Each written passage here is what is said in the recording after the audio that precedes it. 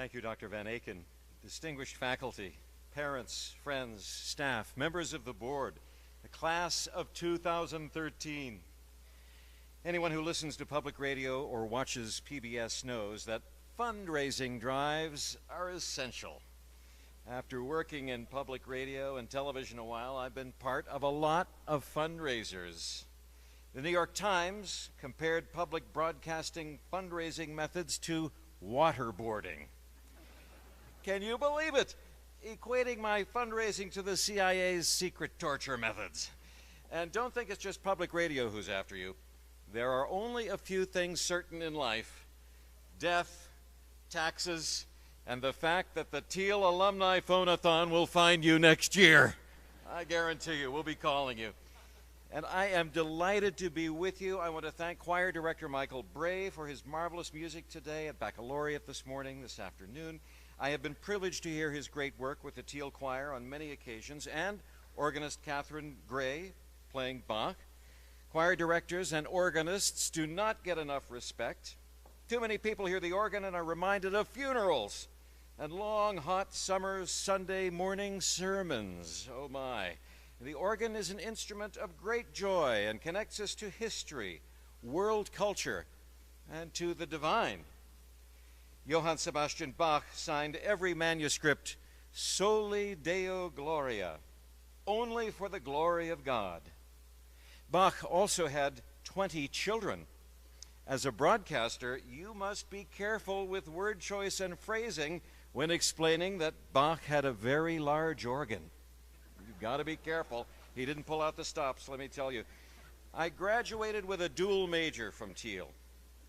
English, because I have always loved books, newspapers, magazines, reading, and business administration, because my father made me study business administration. Parents like us to have practical skills to fall back on. In fact, both of my majors have been extremely useful to me. Thank you, David Miller. Thank you very much. For example, I was very glad to have learned something of commas and the use of parenthesis while I was here at Thiel. Working in radio, it's essential that disc jockeys be able to read scripts fluently, including some foreign names, and be alert to the changes needed in the copy. I will never forget, late one night in December, one of my colleagues was on duty when the station signed off for the evening. Now, radio and TV stations broadcast 24 hours a day, but then the station signed off the air at midnight. This particular night, a disc jockey was working who was completely unaware of the correct use of parenthesis. So the words that came out of the radio were these: "This is announcer's name, wishing you a good evening, and if Christmas, Merry Christmas. If New Year's, Happy New Year." Being here thrills me more than you could know. My family is here, my wife Lori, my son Jim, he's 13, he's a terrific violinist, Jim the Fourth, and of course my mom, who was here at Thiel until 1953 as a student. My brother Matt, my mom, my dad, my aunt, they're all Thiel alumni, and I keep in touch with some friends who miraculously graduated on an occasion like this one. My mom's father, the Reverend Elmer Ortner, was a Thiel grad, and he raised a great deal of the money that built Harder Hall. Grandpa was listening to a WQED fundraiser. He was listening to me on the radio, and I was saying how sorry I was that we had to interrupt the music to ask for money. After I was off the air, he called me and said, "Listen, never apologize when you ask for money, if you believe that what you are doing is making people's lives better." Making people's lives better. That's what public radio and television is all about. That's my job. And that's your job now, too. To go out the doors of the Passavant Center and make people's lives better, not just your own. But we have to start with ourselves. We have to be the best people we can be if we want to make an impact on the world. So allow me to share just a few habits that were formed during my years here at Thiel. First, habit number 1, every day, if possible, speak a few reasonable words. As we begin a new era for Thiel with the dedication of the Pettis Center for Communications, it's appropriate for us to think about the words we choose. For a broadcaster, it's a must, essential. Writing for radio, I could tell our listeners, Saturday morning, there will be a pancake breakfast at the Greenville Fire Department.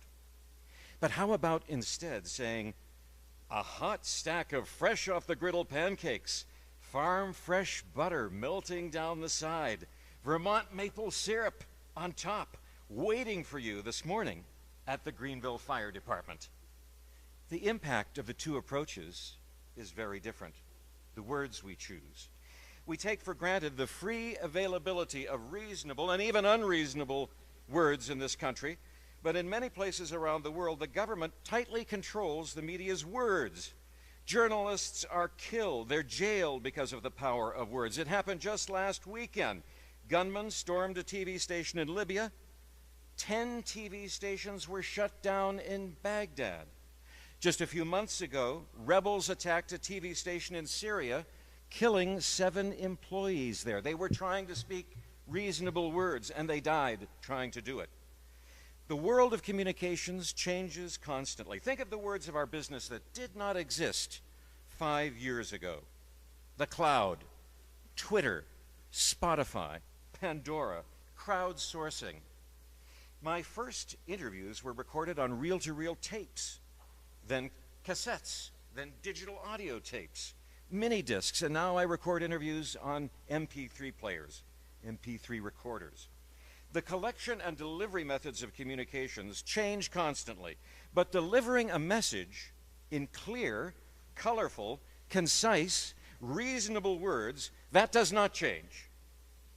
Have you noticed the media takes more time warning people about bad habits than encouraging good ones? I started some habits here at Thiel that I hope count among the good habits. Going to concerts, reading the New York Times every day, enjoying coffee with friends. When you have a coffee with your friends, be sure to say something encouraging to each other. Our words matter. Our thoughts matter too. Philippians chapter 4, verse 8 tells us, fix our thoughts on what is true, honorable, right, pure, lovely, and admirable. Think about things that are excellent and worthy of praise.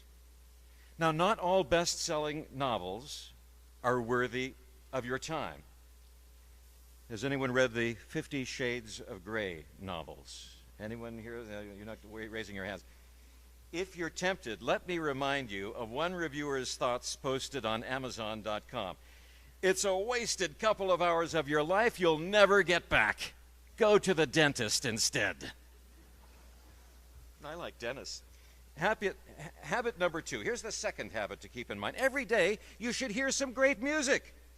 When I visited Thiel English professor Richard Schroeder's office, he was my advisor, he was always listening to WYSU in Youngstown, which played classical music. Find your local classical radio station and tune in. Stretch yourself. Listen to music you don't know, not just what's on your iPod. Music calms stress, reduces chronic pain, and helps you heal faster. We know this from solid research now. Music is good for your brain, and I think it's good for your heart. Habit number 3. Make it a habit to have art in your life. I hold close the friendships that I made here on campus. Dr. Bloomfield, James Bloomfield, taught me how history connects to art and the cultural world. Jan and Jim Bloomfield are passionate museum goers. I have a collection of postcards that they've sent me. Great art from museums all over the world. One summer, I worked in the dean's office, and the Bloomfields invited me to stay at their beautiful home just down the road here if I would cut the grass and keep an eye on things. Now, I don't remember if they came home a day early or what, but they got back from their travels, and I had not cut the grass even once, and the kitchen was a mess. But the Bloomfields still speak to me.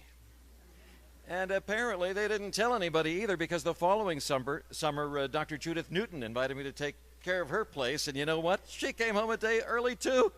I hadn't cut the grass. I was on the porch with my girlfriend. It was a crazy scene, but she still speaks to me. I spoke to her yesterday. Dr. Schroeder suggested I grab any opportunity to see the world, and I have been extremely fortunate to travel on over 25 tours with the Pittsburgh Symphony across 5 continents in my work, reporting on their travels, representing Western Pennsylvania to the world. I was in Russia as communism was crumbling in 1989. I heard a Chinese chorus sing Beethoven's Ode to Joy in Mandarin and filed a report from Tiananmen Square in Beijing. I have blogged from Barcelona to Buenos Aires, interviewed musicians in Sydney, Vienna, Prague, and Rome, where the Pittsburgh Symphony was honored as the only American orchestra to play for the Pope at the Vatican. I heard the Muslim call to evening prayer, and minutes later, the Pittsburgh Symphony played Shostakovich in Kuala Lumpur, Malaysia. It was at the base of the Petronas Towers, the tallest building in the world at the time. They made a James Bond film there. Thiel College taught me to value history, art, literature, music, and architecture, to become a lifelong learner and library user and supporter of the arts.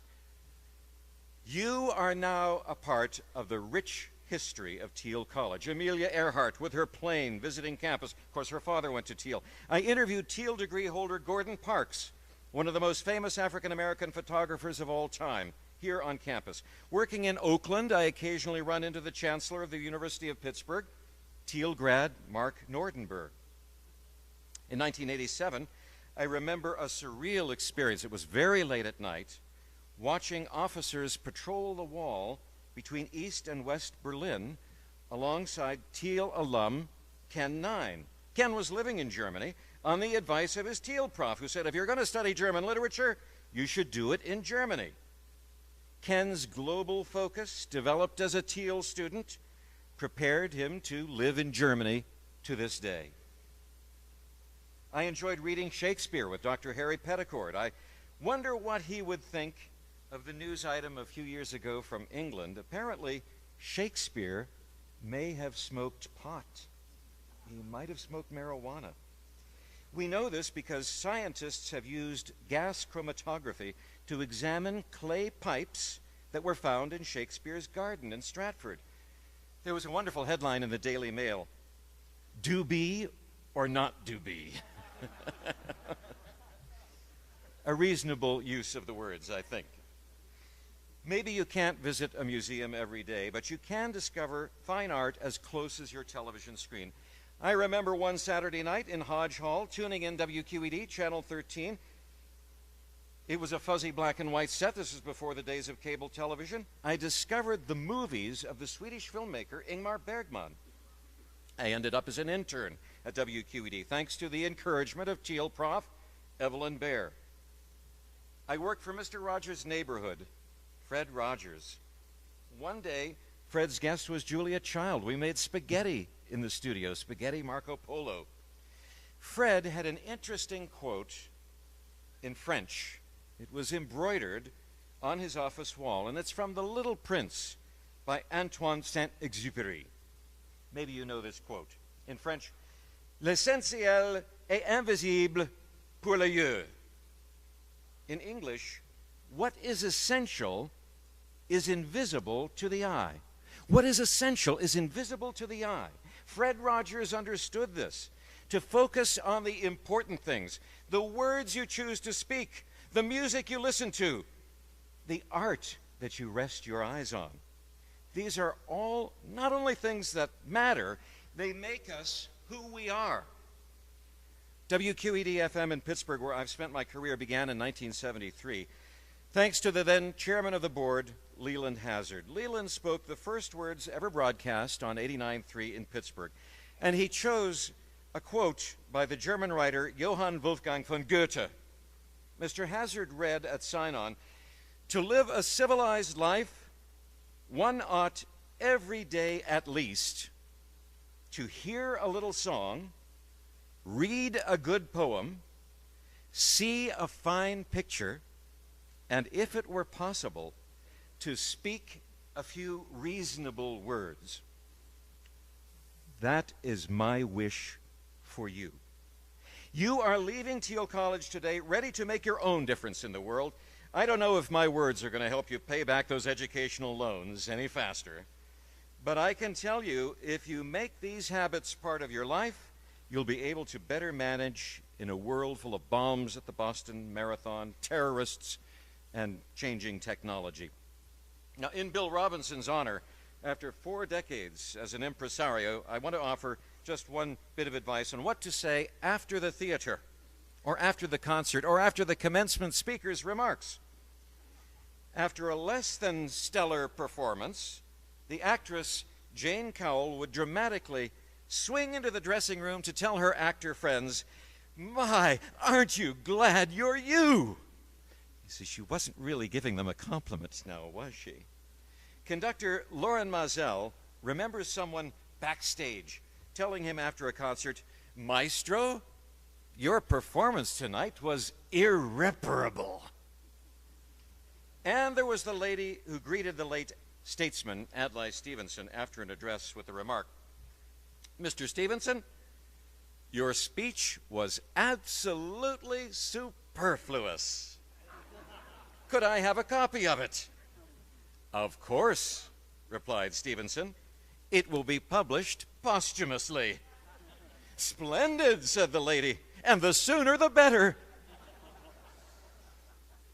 I'd like to close with 3 cheers twice. 3 cheers twice for the class of 2013. I propose 3 cheers for Thiel College, its faculty, its board, its staff, its alumni. May the spirit of Thiel live and guide you on your journey always. Hip, hip. Hooray. Hip, hip. Hooray. Hip, hip. I propose 3 cheers for the class of 2013. Remember the Thiel motto, Lux Mundi Verbum Dei. May you carry forward the light of the world and the word of God. Hip, hip. Hooray. Louder, hip, hip. Hooray. Hip, hip. Hooray. Bless you. Thank you very much. Congratulations, 2013.